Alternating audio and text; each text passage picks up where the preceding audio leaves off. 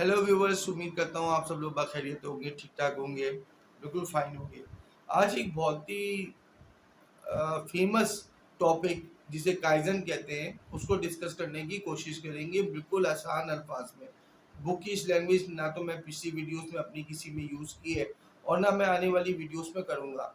मेरी कोशिश होती है कि न्यू कमर्स और न्यू लोग जो बिल्कुल सीखने वाले होते हैं और जो सीख रहे होते हैं, यूनिवर्सिटी के स्टूडेंट्स हों या इंडस्ट्री रिलेटेड बच्चे हों, वो आसान अल्फाज में सीख सकें, आइदर देन कि इतनी मुश्किल और बुकिश लैंग्वेज में सीखें, आइदर देन कि उनको सीखना चाहिए उसी लैंग्वेज में, लेकिन अंडरस्टैंडिंग तो कम से कम इन वीडियो से मिल जाए। कोई ऐसा इंस्ट्रक्टर हो जो उन्हें बिल्कुल आसान अल्फाज में बता दे।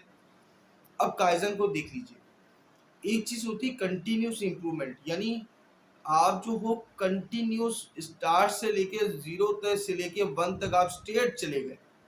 एक चीज़ होती है कंटिन्यूअल इम्प्रूवमेंट, यानी आप एक जगह पे उठे, आपने रुके, अपने प्रोसेस को दोबारा लाइन किया, फिर उठे, फिर रुके, फिर उठे, फिर रुके। इसे बोलते हैं काइजन। यानी आप अपने हर प्रोसेस के अंदर बेहतरी सोच रहे होते हो। सिंपल अंडरस्टैंडिंग के लिए वर्ड है कि आप जो हो अपने हर स्टेप को करने के बाद एक नज़र रुकते हो, देखते हो कि आज मैं कहाँ हूँ, एनालाइज करते हो। आप हर मन जो है अपनी परफॉर्मेंस को एनालाइज कर रहे होते हो, ये भी काइजन है। यानी हर चीज़ जो पिछले से बेहतर हो वो काइजन है। उसके लिए जाहिर बात है आपने कुछ ना कुछ स्टेप्स लिए होंगे ना, जब भी तो इम्प्रूव हुई। अब मैं ये देखता हूँ कि अब मैं अपने उसको एग्जाम्पल के जरिए समझाने की कोशिश करता हूँ कि काइजन है क्या चीज़। मैंने देखा कि मेरे पास लेबर्स मुख्तलिफ बीमार हो रहे थे। किसी के कमर में दर्द था, किसी के हाथ में दर्द था। हमने कुछ महीनों का डेटा इकट्ठा किया और पता चला कि उनका जो वर्किंग स्टाइल है वो बहुत ज़्यादा हार्ड वर्किंग है और वो सही तरीके से चीज़ों को हैंडल नहीं करते, जिसकी वजह से उनके मसल्स पुल हो जाते हैं। मसल्स पुल होने की वजह ये थी कि कुछ जो नए साथी हमारे साथ ज्वाइन होते थे वो अभी इतना हार्ड वर्क से या हैंडलिंग लिफ्टिंग और लोडिंग से रिलेटेड नहीं थे। उनके मसल्स अभी इस वक्त स्ट्रॉन्ग नहीं हुए थे, रेडी नहीं हुए थे। हमारे पास से गाड़ी से मटेरियल उतरता था और ज़मीन पे रख दिया जाता था। सही है। हमने देखा कि ये चीज़ जो है हमारे लेबर को थका रही है, हमारे चीज़ों को टाइम वेस्ट कर रही है, हमारी लोडिंग में भी टाइम लग रहा है, हमारी ऑफलोडिंग में टाइम लग रहा है। तो हमने क्या किया, पूरा गोदाम हमने, पूरा वेयर हाउस जो है वो स्टैंडर्डाइज पैलेट से फिल कर दिया। अब पैलेट वाइज वर्किंग में क्या होता है कि पैलेटाइज वर्किंग के अंदर आपने अपनी गाड़ी से स्टॉक उठाया और पैलेट के ऊपर रखा और पैलेट आपकी लोकेशन के ऊपर स्टैक हो गया। आपको जब चाहिए तो पूरा पैलेट लेके आए और वो पूरा पैलेट आपका डिस्पैच हो गया। अब उस पैलेट को लेके आने में पहले क्या होता था कि पहले आप जो हो 5 लेबर लगाते थे और वो ले लेके आती थी, फिर वो पूरी क्वांटिटी पूरी होती थी। अब बल्क में मुझे कंटेनर लोड करवाना है तो मैं क्या करूँगा, मैं 15 लेबर लगाऊंगा कि मैं सिर्फ 4 लेबर लगाऊंगा। अब 15 के बजाय 4 भी लगे और 4 भी थके नहीं। ये है कंटिन्यूअल इम्प्रूवमेंट, यानी मेरी सेविंग भी हो, बंदे की एनर्जी भी सेव हो, बंदे का स्ट्रेस भी रिलीज हो। इसे बोलते हैं काइजन।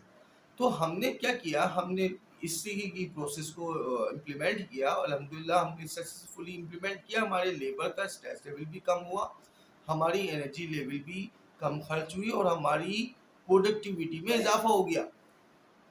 तो ये चीज़ क्लियर होती है। इसी तरह अगर हम अपनी और रोज़मर्रा की ज़िंदगी में देखते हैं, एक रूम के अंदर 15 लाइट्स लगी हुई हैं।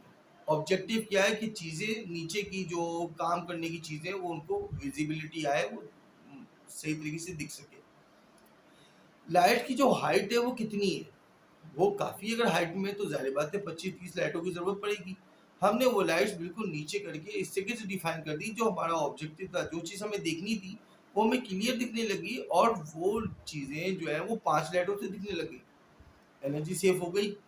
एनर्जी जो है वो फ्री में तो होती नहीं है, उसके पीछे भी एक्सपेंस लगता है आपका ना, तो वो भी सेव हो गया। यानी एनर्जी भी सेव हुई, मज़ीद लाइटिंग भी सेव हुई और ऑब्जेक्टिव हमारा अचीव हो गया। हमारा जो रिजल्ट चाहिए था हमें डिज़ायर्ड, वो पूरा हो गया। इसी तरह आप देखते हैं,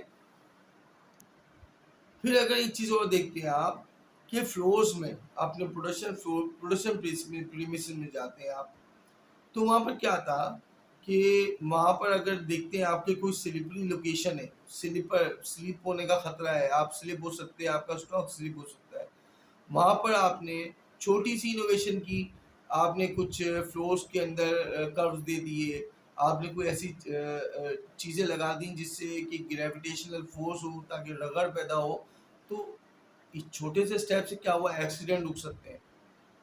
एक्सीडेंट के साथ साथ आपका मटेरियल हैंडलिंग के दौरान गिरने से बच सकता है, मल्टीपल चेंजेस हो सकते हैं कि बेरिंग टूटे हुए हैं, जिसकी वजह से जब वो कार्टन आपका वहाँ से स्लिप होकर आपकी व्हीकल तक आता है तो वो फट जाता है, उसकी एजिस से वो कार्टन डैमेज होता है। तो आपका अगर 200 रुपीज़ का या 300 रुपीज़ का या 500 रुपीज़ का एक कार्टन है सिर्फ एंटी, तो वो तो आपका लॉस कर रहा है ना। आपने थोड़ा सा इम्प्रूवमेंट की, उसकी मेंटेनेंस करवाई, सर्विस करवाई, ये भी काइजन हो गया। आपने अगर कॉस्टिंग के पॉइंट ऑफ व्यू से देखना है, कॉस्ट बेनिफिशियल अपने एडवांटेज पूरे करने हैं, अपने गोल्स अचीव करने हैं, तो आपने चेक किया कि पहले मैं किस कॉस्ट में काम कर रहा था, अब किस कॉस्ट में काम कर रहा हूँ, इसमें मेन चीज़ें क्या हैं जो ख़राब कर रही हैं चीज़ों को, उसको सही किया, ये भी काइजन है। यानी अपने प्रोसेस को आपने रिव्यू करते गए।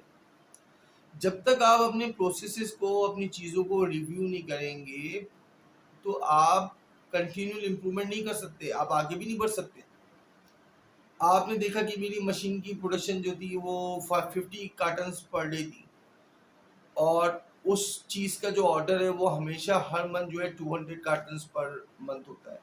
आपने दिन रात चलाया लेकिन 50 कार्टन्स पर डे की प्रोडक्शन आप दे सके।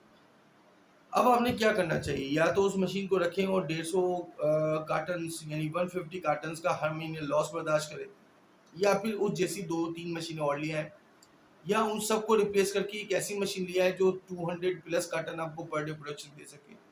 ये छोटी सी इंप्रूवमेंट से क्या होगा, आपके सेल टारगेट अचीव, जो मशीन की कॉस्ट थी वो बाहर आ जाएगी, वो भी पूरी कर लेंगे, मार्केट को भी कैप्चर कर लेंगे, आपकी गुडविल बन जाएगी, आपका जो कस्टमर है वो कभी भी खाली हाथ नहीं जाएगा।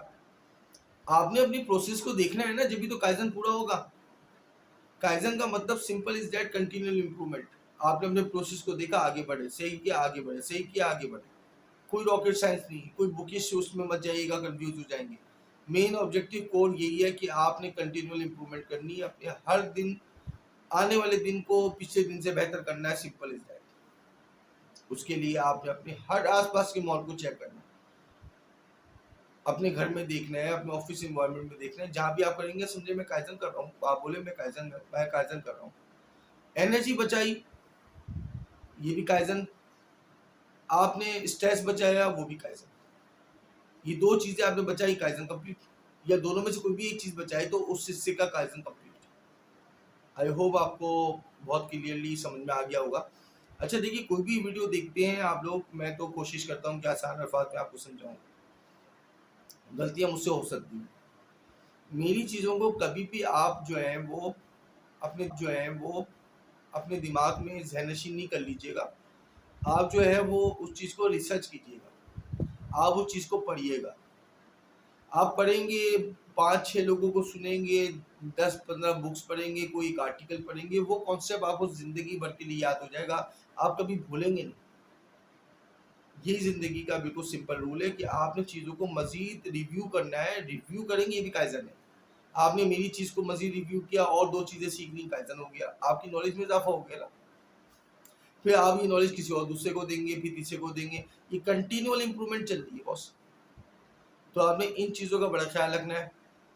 बहुत दुआओं के साथ मैं फिर एक रिक्वेस्ट करूँगा आपसे कि लाइक और सब्सक्राइब करना ना भूलिएगा। बहुत शुक्रिया, अपना बहुत ख्याल रखिएगा। Thank you so much.